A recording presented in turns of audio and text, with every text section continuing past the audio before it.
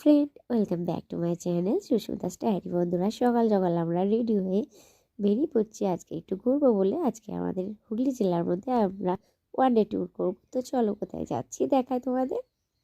দেখো, শীতেতে কাবু হয়ে আমরা কিন্তু বেশ জড়িয়ে চাদর টাদর বেরিয়ে পড়েছি সবাই। আর এই দেখো, মধ্যে কিন্তু একজনকে দেখা যাচ্ছে, শুধু চোখ দুটো একটু পিটপিট করছে দেখা যাচ্ছে, একদম দাদু ঠাম্মির মধ্যে ঢুকে পড়েছে, তাই ভালো করে বোঝা যাচ্ছিল না। আর এদিকে আমরা রয়েছি। তো চলো কোথায় যাচ্ছি দেখাই তোমাদের। দেখো, আর একজন বেরিয়ে এসেছে, এবারে দেখতে পাচ্ছিল না রাস্তা, তাই জন্য বেরিয়ে এসেছে। তো আমরা সেখানেতে নেমে ওখান থেকে একটু ফুল মিষ্টি কিনে নিই, কারণ আমরা যাচ্ছি পুজো দিতে। এটা হচ্ছে ব্যান্ডেল স্টেশন, আমরা ব্যান্ডেলের দিক দিয়ে গেছিলাম। আমরা পৌঁছে গেছি করলায় মা সিদ্ধেশ্বরীর মন্দিরে, সেখানে আমরা পুজো দিতে গেছি। তো গিয়েছিলাম এর আগেও একবার, বিয়ের পর করে গেছিলাম, এবারে বেশ অনেকদিন পরে যাওয়া হলো। এরকম ছেলে এদিক ওদিক ঘুরে বেড়াচ্ছে, অনেকটা ফাঁকা জায়গা পেয়েছে, তো ভীষণ ভালো লাগছে। তোমরা হুগলি স্টেশন থেকেও টোটো ধরে যেতে পারো, আবার ব্যান্ডেল স্টেশন থেকেও টোটো ধরে যেতে পারো, খুব একটা বেশিক্ষণ টাইম লাগে না, তো ঘুরে আসতেই পারো। চলো তোমাদের মা সিদ্ধেশ্বরীর দর্শন করায়।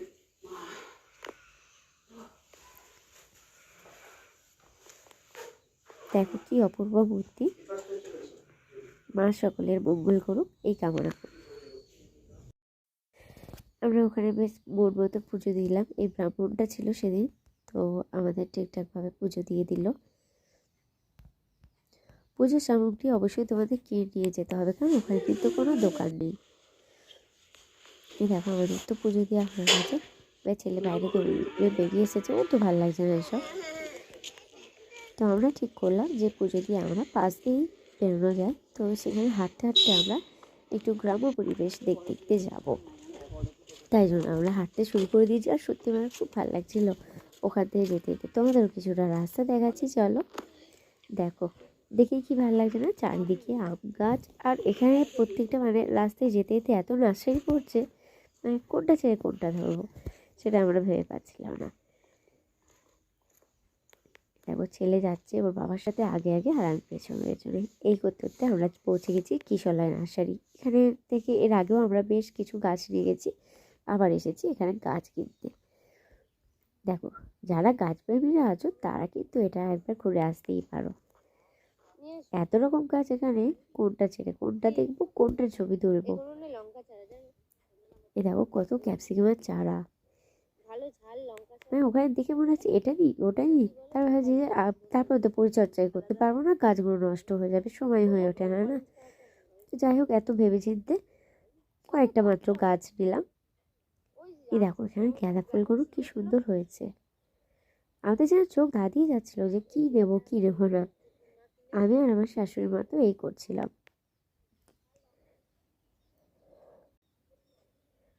তো আমরা সেখানে গিয়ে একটা 12 মাস হবে সেরকমের আম গাছ নিয়েছি, লেবু গাছ নিয়েছি, সবজি গাছ আমার ভীষণ ভালো লাগে। এছাড়াও দুটো গোলাপ গাছ নিয়েছি, অ্যাডেনিয়ামের চারা নিয়েছি। এই দেখো, এখানে না শুধু গাছ না, এছাড়াও বাগানে নানা রকমের সার, যা যা লাগে গাছ লাগাতে সমস্ত কিছু তোমরা পাবে। দেখো এখানে কত অ্যাডেনিয়ামের চারা। পারলে তো আমরা পুরো বাগানটাই উঠিয়ে আনি, কিন্তু তা পারলাম না, কারণ নিয়ে আসা যে বড্ড কঠিন। এমনিতে একটা বড় ব্যাগ হয়েছিল, তো সেই ব্যাগটা নিয়ে আর ঘুরতে যাবো আমাদের পক্ষে সম্ভব হয়ে উঠলো না। দেখো, এখানেও না অনেক রকমের জবা গাছ ছিল। বন্ধুরা, যারা ভিডিওটা আমার দেখছো তাদের জানাই অনেক ধন্যবাদ, আর যারা আমার চ্যানেলটা এখনো সাবস্ক্রাইব করনি প্লিজ আর ভেবো না, এবার তো সাবস্ক্রাইব করেই ফেলো, আমি তোমাদের জন্য আরও ভিডিও আনার চেষ্টা করছি।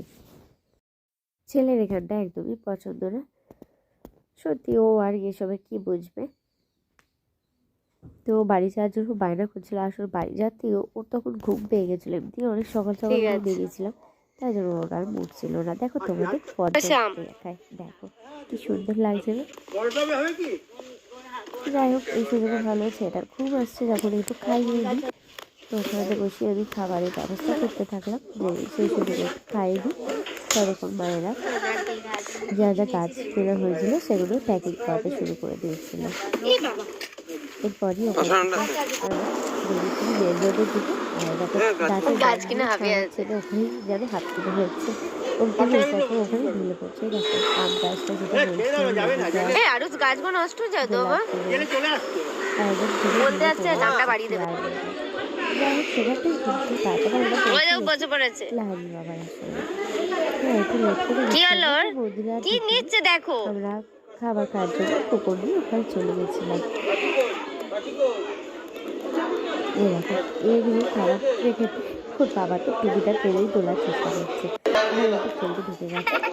অলরেডি আমরা খেতে বসে পরে এদিকে দাঁড়ানো বসে আছে।